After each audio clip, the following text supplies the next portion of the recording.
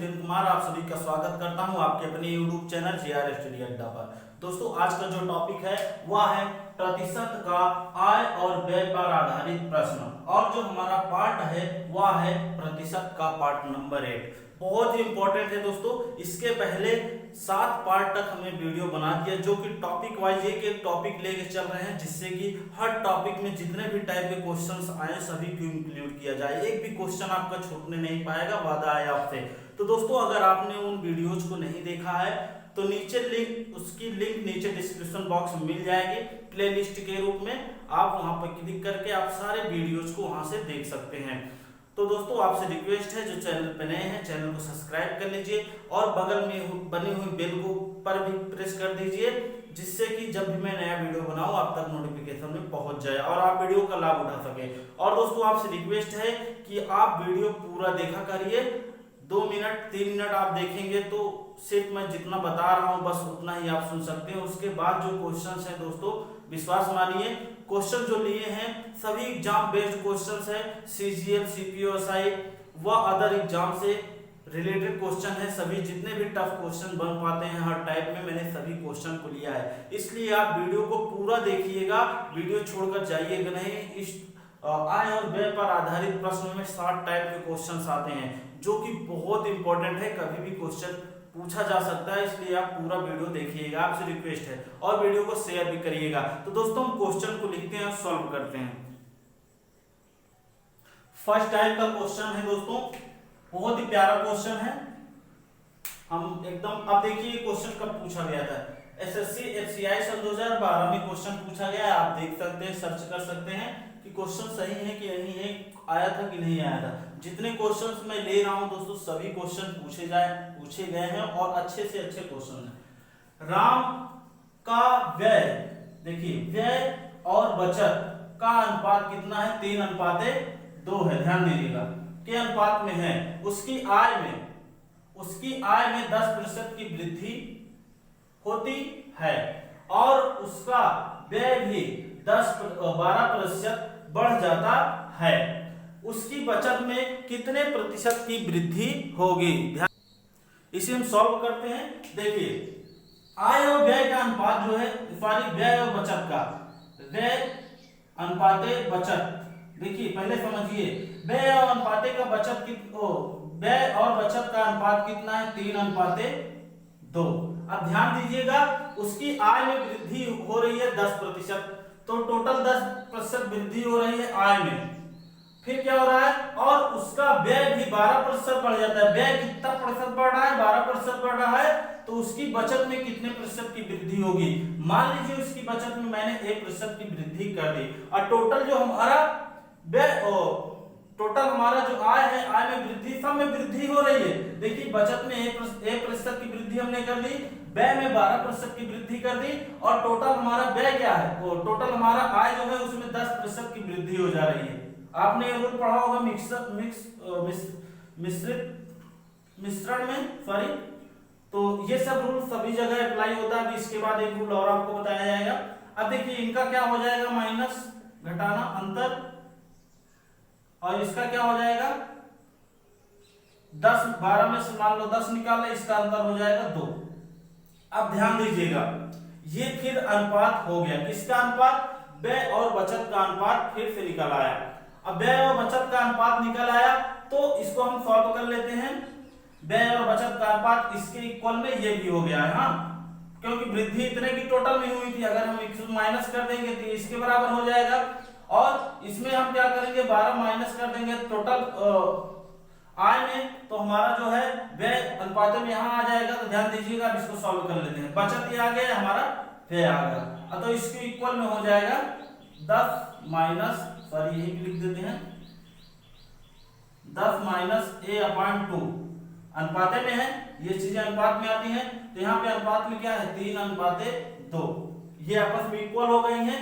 ये चीजें आपस में क्या जैसे जैसे हैं, ये व्यय है ये बचत है, ये आपस में इक्वल हो गई हैं। अब देखिए हमें क्या निकालना है, बचत में वृद्धि। अब देखिए यहाँ पे हो जाएगा 5 दूनी 10 दूनी 20 माइनस 2a बराबर 2 3 6।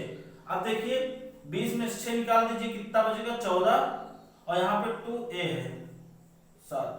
अब देखिए a बराबर कितना आ गया 7% की क्या होगी वृद्धि होगी। अब ध्यान दीजिएगा नेक्स्ट जो इसका रूल है बहुत ही अच्छा है। क्या करेंगे हम, बचत में वृद्धि, मान लीजिए बचत में वृद्धि हम कितना कर देते हैं 1% कर देते हैं, हो गया। अब आपको पता है जितना खर्च होगा और जितना बचत होगा इनको मिला के क्या होता है आपका टोटल आय होगा ना, टोटल आय होगी, टोटल आय होगी। व्यय जितना खर्च हो रहा है जितना व्यय बचत हो रहा है तो टोटल आय में से ही तो बचत और खर्च हो रहा है। ध्यान दीजिएगा जिनको आपस में जोड़ दीजिए टोटल आपका आय आ जाएगा। तो पहला अनुपात क्या है, व्यय और बचत। व्यय कितना है 3 है, बचत अनुपात में कितना है 2 है। तो यहाँ पे टोटल आय कितनी हो जाएगी, ये पुरानी वाली है जो प्रारंभिक आय है, प्रारंभिक आय है। प्रारंभिक आय ज्ञात करिए, फिर उसके बाद नई आय हम निकालेंगे, फिर वृद्धि आपकी आ जाएगी। अब यहाँ पे कितना आ जा रहा है 5। अब देखिए वृद्धि कितने, व्यय में कितने की वृद्धि हो रही है, ध्यान दीजिएगा व्यय में 12%, व्यय भी 12% बढ़ जाता है। अब देखिए व्यय में वृद्धि कर दे रहे हैं 12% की, और बचत में कुछ नहीं दिया है 1% की वृद्धि होगी, बचत का पूछा है। और जो हमारा टोटल आय है, आय में कितने प्रतिशत की वृद्धि हो रही है 10% की, हो गया। बढ़ती है 36 प्लस a बराबर 10 बचे 50। अब देखिए a बराबर इधर ये जाएगा कितना हो जाएगा 50 में से 36 निकालेंगे 14, सॉरी यहाँ पे 2 होगा क्योंकि a है ना, वृद्धि हो रही है तो 2a हो जाएगा। तो यहाँ पे 2a 2 सते 14, a बराबर कितना आ गया आपका 7% की वृद्धि। अब ऐसे नेक्स्ट क्वेश्चन देख लेते हैं बहुत ही आसान तरीके से। पहले क्वेश्चन को पढ़िए क्या क्या कह रहा है, फिर उसके अकॉर्डिंग क्वेश्चन को सॉल्व कर लीजिए। नेक्स्ट क्वेश्चन देखते हैं। अब देखिए यहाँ पे क्वेश्चन जो है टाइप 2 है, सॉल्व करेंगे। रमन अपनी आय का 80% व्यय कर देता है तो बचत क्या करेगा, 100 में 80% जब व्यय कर रहा है तो बचत आपका 20% हो जाएगा। यदि उसकी आय में 25% की वृद्धि होती है, उसकी आय में टोटल आय में 25% की वृद्धि होती है तथा उसके व्यय में 10% की वृद्धि होती है तो उसकी बचत में कितने प्रतिशत की वृद्धि होगी। माना बचत में कितने प्रतिशत की वृद्धि हो रही है, 1% की वृद्धि हो रही है, ध्यान दीजिएगा। अब उसके बाद हम यहाँ पे सॉर्ट करने के लिए बचत, आय और बचत में क्या कर लेंगे, अनुपात निकाल लेंगे। तो आय कितना है 80% है, बचत कितना हो जाएगा 20%, 100 में 80% खर्चा हो जा रहा है तो बचत क्या हो जाएगी 20%। इसको छोटा कर लेते हैं, 2 चौके 4 अनुपाते 1 का अनुपात क्या आ गया व्यय और बचत में। अब देखिए ध्यान दीजिएगा व्यय प्लस क्या होता है, व्यय प्लस बचत बराबर क्या होता है टोटल आय होती है, टोटल आय होती है। तो प्रारंभिक आय जो हमारी हो जाएगी क्या हो जाएगी 4 प्लस 5 बराबर 4 प्लस 1, व्यय हमारा 4 है, बचत हमारा 1 हो रहा है अनुपात में। तो यहाँ पे टोटल बचत क्या हो जाएगा, आय क्या हो जाएगी 5 हो जाएगी। अब देखिए नई आय जो होगी क्या होगी, व्यय में कितने प्रतिशत की वृद्धि हो रही है 10% की, और यहाँ बचत में हमने यहाँ पे माना 1% की वृद्धि होती है, ए हमने लिख दिया। और यहाँ पे टोटल आय में कितने प्रतिशत की वृद्धि हो रही है 25% की वृद्धि हो रही, हो गया आपका 10 चौक 40 प्लस ए बराबर 125, ए बराबर आपका आ गया 85। आपका बचत में कितने परसेंट की वृद्धि हो जाएगी 85%। नेक्स्ट क्वेश्चन देखते हैं, आप अदर रूल से भी इसको लगा सकते हैं। देखिए बहुत बढ़िया क्वेश्चन है, लग रहा है बहुत बड़ा क्वेश्चन है बट देखिए इसे एकदम छोटा सा मैं सॉल्व करूंगा। ऐसे क्वेश्चन को आप छोड़ देते हैं बट आप कभी नहीं छोड़िएगा, क्वेश्चन को पढ़िएगा। क्वेश्चन क्या कह रहा है, एक कार के उत्पादन में 3 मदें सम्मिलित हैं। कौन कौन सी मदें, कच्चे माल की कीमत, श्रमिकों पर व्यय और अन्य मदें, 3 मदें हैं। ध्यान दीजिएगा किसी एक वर्ष में इन मदों पर खर्च 4:3:2 है के अनुपात में थे। अगले वर्ष क्या हुआ, कच्चे माल की कीमत में 10% की वृद्धि हो गई और श्रमिकों की व्यय में 8% की वृद्धि हो गई, परंतु अतिरिक्त मदों पर कितना हुआ 5% घट गया। एक कार की कीमत में होने वाली वृद्धि ज्ञात कीजिए। मान लीजिए वो वृद्धि कितनी हो रही है 1% हो रही है, किसमें, एक कार की कीमत में। ध्यान दीजिएगा और आपको पता होगा कच्चा माल, श्रमिकों पर व्यय और अतिरिक्त मदें तीनों को मिलाकर हमारा क्या बनता है, टोटल आय बनेगी। टोटल जो कीमत होगी टोटल वो बनेगी जितना पैसा लग रहा है। तो यहाँ पे टोटल खर्च आपका बन जाएगा कच्चे माल की कीमत यहाँ पे कच्चे माल की कीमत जो हो जाएगी प्लस, फिर उसके बाद श्रमिकों पर, पूरा नहीं लिख रहा हूं, श्रमिकों पर जो खर्च हो, जो व्यय होगा, फिर उसके बाद जो अतिरिक्त मदे हैं, जो उसमें अतिरिक्त खर्चे आते हैं, इनको मिला के क्या होता है, आपका टोटल खर्च निकलता है। टोटल खर्च होगा, इसमें ही तो खर्च हुआ है, तो बराबर टोटल खर्च हो जाता है। और इनके पहले जो एक वर्ष का जो यहाँ पे खर्च दिया है 4:3:2 दिया है, प्रारंभिक खर्च क्या होगा 3, कच्चे माल पे 4 है, और श्रमिकों पे व्यय कितना है 3 है, और यहाँ पे अन्य मदे जो है 2 है, बराबर क्या हो जाएगा 4 3 7 7 2 9 हो गया। अब देखिए प्रारंभिक था, ये प्रारंभिक खर्च था, तो नया खर्च क्या हो जाएगा, नया खर्च हमारा कार पे कितना नया खर्च हो जाएगा, ये प्रारंभिक जो खर्च है कार पे वो हो रहा है। अब नया खर्च जो है कार पे वो क्या हो जाएगा, ध्यान दीजिएगा, कच्चे माल की कीमत में कितने की वृद्धि हो रही है, ध्यान दीजिएगा 4, यहाँ पे 10% की वृद्धि हो रही है, 4 × 10, ध्यान दीजिएगा 3। अब देखिए श्रमिकों के व्यय पर कितने प्रतिशत की वृद्धि हो रही है, 8% की, ध्यान दीजिएगा इसको भी 8। और अब यहाँ पे ध्यान देने वाली बात है, सब में वृद्धि हो रही है, लेकिन अतिरिक्त मदों पर क्या हो रहा है 5% का घाटा हो रहा है, यहाँ पे गुणे -5। और यहाँ पे हमने बताया कार पे टोटल जो खर्च है वह कितना आ रहा है, तो इसमें क्या करेंगे 9 में हम इसे मल्टीप्लाई कर देंगे, क्योंकि ये हमें निकालना है, ध्यान दीजिएगा 4 × 40, 8 × 24, 5 दूनी 10, माइनस से माइनस हो जाएगा, बराबर 9a, ध्यान दीजिएगा। अब यहाँ पे 40 में 10 निकाल दीजिए, कितना बचेगा, या 24 में 10 निकाल दीजिए, 24 में अगर 10 निकालेंगे तो बचेगा 14, 14 40 कितना हो जाएगा 54, 9a बराबर 54 हो जाएगा, 9 छक 54। ए बराबर कितनी वृद्धि हुई है कार में, कार के खर्च में, देखिए एक कार की कीमत में होने वाली वृद्धि, टोटल एक जो कार की कीमत में वृद्धि कितनी हो जाएगी 6% हो जाएगी। कितना आसान था, कितना बड़ा क्वेश्चन, बस आपको इसमें क्या करना है, पॉइंट वाइज देखना है क्या क्या चीजें कह रही है, बस क्वेश्चन सॉल्व, कुछ नहीं है। अब देखिए नेक्स्ट क्वेश्चन, ये टाइप 3 क्वेश्चन था, टाइप 4 देखते हैं।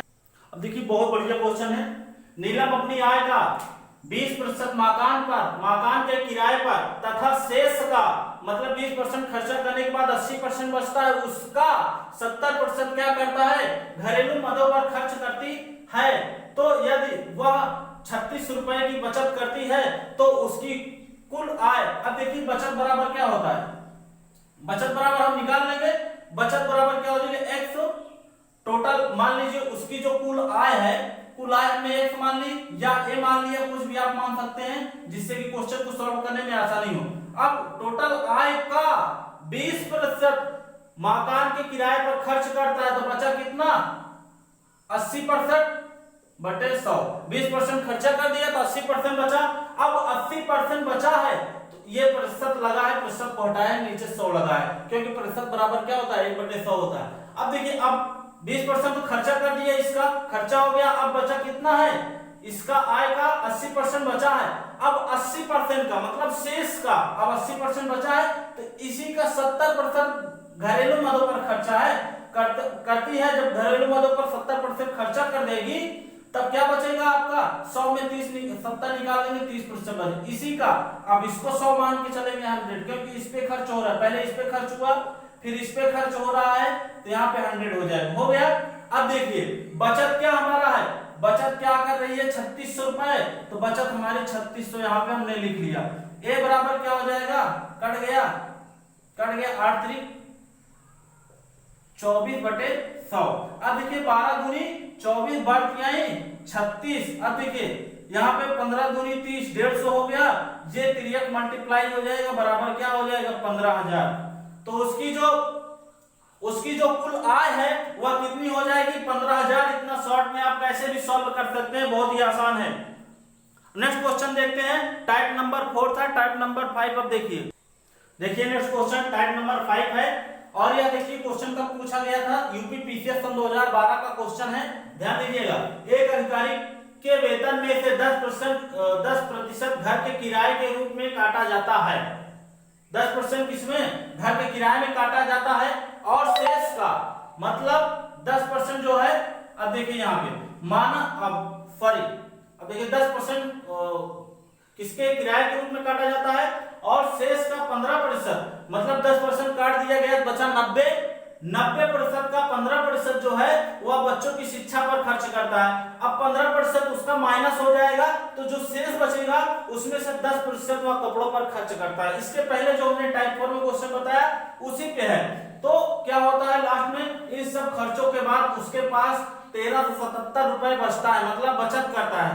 उसका कुल वेतन बताइए। बचत बराबर क्या होता है, बचत हमारा यहाँ पे दे दिया गया है 1377, बचत बराबर हमारा होता है टोटल कुल वेतन, हमने मान लीजिए एक्स माना या ए मान लीजिए। अब देखिए ये 100% है, समझ लीजिए ए जो है 100% है अपने आप में। अब देखिए फिर उसके बाद क्या रहा है, इसका 10%, अब 100% में 10% निकाल दीजिए, कितना बचा, 90% हो गया।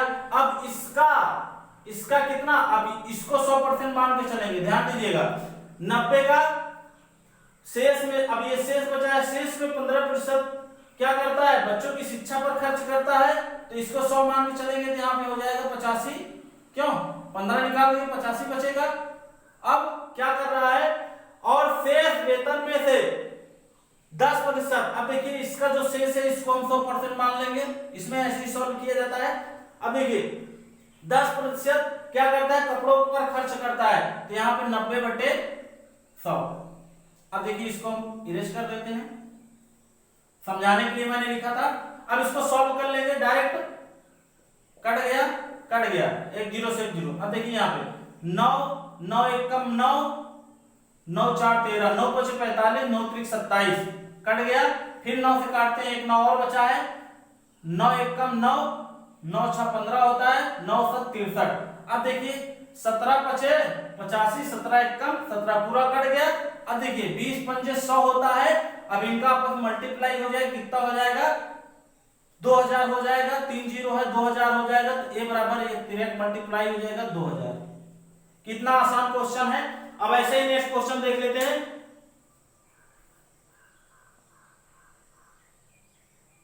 अब देखिए थोड़ा सा क्वेश्चन चेंज हो गया, अब उसमें शेष का पूछ रहा था, जिसे 10% मकान के किराए पर, फिर उसके बाद बचा हुआ जो उसका शेष होता है 90%, ऐसे करते जा रहा था। लेकिन यहाँ पे क्या हो रहा है, यहाँ पे जो भी बातें हो रही है 100% पर ही निर्भर कर रही है। जैसे देखिए राधा अपने वेतन का 40% भोजन पर, ये देखिए टाइप नंबर 6 है, और यह जो क्वेश्चन पूछा गया है यह एसएससी सीजीएल सन 2005 का क्वेश्चन है। 2005 में क्वेश्चन पूछा जा चुका है, इंपॉर्टेंट है। राधा अपने वेतन का 40% भोजन पर, 20% मकान के किराए पर, शेष नहीं लगा रहा है, शेष लगाता तो वो प्रक्रिया इसके पहले जो हमने की थी उसके अकॉर्डिंग क्वेश्चन सॉल्व करेंगे। लेकिन यहाँ पे क्या 100% बात हो रही है, शेष नहीं कह रहा है। किराए पर 10% मनोरंजन पर तथा 10% परिवहन पर व्यय करता है, ध्यान दीजिएगा व्यय करती है।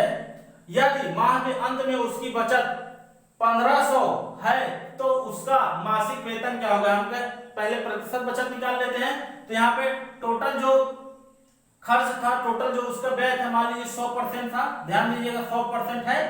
अब क्या कर रहा है, अब यहाँ पे हम इसकी बचत निकाल लेते हैं। बचत निकालेंगे तो बचत क्या हो जाएगा, या कुल खर्च निकालेंगे तो पहले 40% हो रहा था, 40% हुआ, 100% पे 40% खर्च किया गया, फिर 100% पे हम क्या कर 20% खर्च हुआ, फिर 100% पे ही 10% खर्च हुआ, फिर क्या परिवहन के पर व्यय करती है, तो 10% क्या होता है परिवहन पर व्यय करती है। तो कुल खर्च जो हमारा हो जाता है 40 20 60 10 70 10 80, 80% टोटल खर्च हो गया। तो बचत क्या हो जाएगा, बचत 100, टोटल क्या है, टोटल व्यय जो हमारा 100% है, 100% में अगर 80% घटा देंगे बचेगा कितना, 20% बचेगा। 20% किसके बराबर है, उसकी बचत कितनी हो रही है, ध्यान दीजिएगा 1500 हो रही है, तो 20% बराबर क्या हो जाएगा 1500। पूछ क्या रहा है दोस्तों, उसका मासिक वेतन क्या होगा। मासिक वेतन हमने माना है यहाँ पे कितना 100% है मासिक वेतन, ध्यान दीजिएगा। तो यहाँ पे ये कट गया 75 हो गया। अब 1% बराबर क्या होता है 75 है, तो 100% बराबर हमारा क्या हो जाएगा 7000 500। देखिए बहुत ही आसान क्वेश्चन है। अब देखते हैं 6 टाइप का हमारा क्वेश्चन हो गया। इसके बाद लास्ट टाइप हम देख लेते हैं जो कि बिल्कुल इसी तरीके से है। बहुत ही अच्छा क्वेश्चन है और ये हमारा लास्ट क्वेश्चन है टाइप नंबर 7। अब देखिए क्वेश्चन पूछा गया था एसएससी सीजीएल 1997 में क्वेश्चन पूछा गया था। क्वेश्चन को सॉल्व करते हैं, पढ़ते हैं पहले। लास्ट क्वेश्चन है टाइप नंबर 7। एक व्यक्ति अपनी आय का, अब देखिए जो टाइप 6 था उसी पे आधारित है, थोड़ा सा चेंज था इसलिए हमने इसको टाइप में चेंज कर दिया था। एक व्यक्ति अपनी आय का 1/4 भाग खाने पर और 2/3 भाग घर के किराए पर और शेष जो कि 630 बचता है उसको दूसरी वस्तुओं पर खर्च करता है, तो उसके घर का किराया, तो मान लीजिए टोटल कितना, एक भाग पर ये सारी प्रक्रियाएं हो रही हैं। टोटल जो भाग होगा, एक ही भाग हो, 100 रुपए हो, 2000 चाहे जितना हो, वो एक भाग ही माना जाएगा। उसी भाग पे एक खर्च हो रहा है, तो टोटल जो हमारा खर्च कितना हो जाएगा, यहाँ पे टोटल ये वाला जो खर्च कर रहा है, क्या कर रहा है, किस पे, आय पर और घर के किराए पर जो खर्च कर रहा है कितना है, 1/4 प्लस 2/3, 4×3 देखिए 4×3 12, इसका एलसीएम हो गया 4×3 12 और 3 एक कम 3 हो गया, ऊपर 3 ये हो गया। अब यहाँ पे देखिए 3×4 12, 4×2 8, 8×3 11 होता है, तो यहाँ पे टोटल क्या खर्च हो रहा है, 11/12 और शेष क्या हो रहा है, शेष जो खर्च हो रहा है 630, ये किसके बराबर होगा, तो शेष खर्च जो है, शेष खर्च क्या है हमारा 630 है, सॉरी 630 है, तो एक भाग में से इसको हम माइनस कर देंगे तो इसके बराबर निकल आएगा शेष जो खर्च हो रहा है। तो यहाँ 12 एक कम 12, 12 ऊपर जाएगा, 11 निकल जाएगा, तो 1/12 जो है यह शेष खर्च जो निकलता है वो निकला है। और यह किसके बराबर है दोस्तों, यह जो है 630 के बराबर है। तो जो टोटल खर्च, जो टोटल इसकी आय थी वह कितना है, एक भाग है, तो एक भाग है। अब देखिए ये इसके बराबर हो गया, इतना भाग है, ध्यान दीजिएगा, ये इसके बराबर हो गया 630, शेष जो खर्च है उसका। अब देखिए इसको हम सॉल्व कर लेते हैं। एक भाग टोटल जो उसकी आय थी, टोटल जो उसका पैसा था वह कितना है, एक भाग है, तो एक भाग बराबर हमारा हो जाएगा 12 0 0 बर 3 36 6 हासिल 3 बरछन 72 72 3 75, ये उसका टोटल भाग हो गया। इतना पैसा था, इसी में सब कुछ खर्चा किया है। अब देखिए क्वेश्चन क्या पूछ रहा है, उसके घर के किराए, उसके घर का किराया है, तो उसके घर का किराया कितने भाग है, यहाँ पे 2/3 है। 2/3 किसका खर्चा कर रहा है, 7500 7560 का 2/3 वह घर के किराए पर खर्च कर रहा है। घर का किराया जो उसका हो जाएगा 3 दूनी 6, 3 5 15, 3 दूनी 6, 3 0 0। अब देखिए 2 0 0, 2 दूनी 4, 2 5 10 की 0 हासिल 1, 2 दूनी 4 1 5, 5400 रुपए वह क्या कर रहा है, घर के किराए पर खर्च कर रहा है। बहुत ही इंपॉर्टेंट, बहुत ही अच्छा क्वेश्चन है दोस्तों। अब यहीं पे हम अपने क्वेश्चन को विराम देते हैं। आय और व्यय पे संबंधित जितने भी टाइप बनते हैं हमने सभी को एकदम क्लियर कर दिया है। इसके बाद दोस्तों नेक्स्ट टॉपिक जो परसेंटेज में अभी 2-3 टॉपिक बचा है, टॉपिक ही वाइज मैं खत्म कर रहा हूं, नहीं तो अभी तक 2-3 पार्ट में ही मैं सबको समाप्त कर देता, बट ये आपका एकदम क्लियर हो जाएगा। इसके बाद कोई भी क्वेश्चन आपका छूटेगा नहीं। तो प्ले लिस्ट के रूप में नीचे दे दिया जाएगा, जितने भी पार्ट बने हैं उसी प्ले लिस्ट में सभी पार्ट होंगे, आप वहां सभी वीडियोज को देख सकते हैं, फर्स्ट सेकंड थर्ड और यहाँ पर 7, और उसके बाद जो बनेंगे आप उसको भी देख सकते हैं। तो दोस्तों वीडियो कैसी लगी आप लाइक और कमेंट करिए, कमेंट करके बताइए कि वीडियो कैसा लगा, और शेयर जरूर करिएगा दोस्तों, ताकि और लोग हमसे जुड़ सकें। मिलते हैं दोस्तों नेक्स्ट वीडियो में।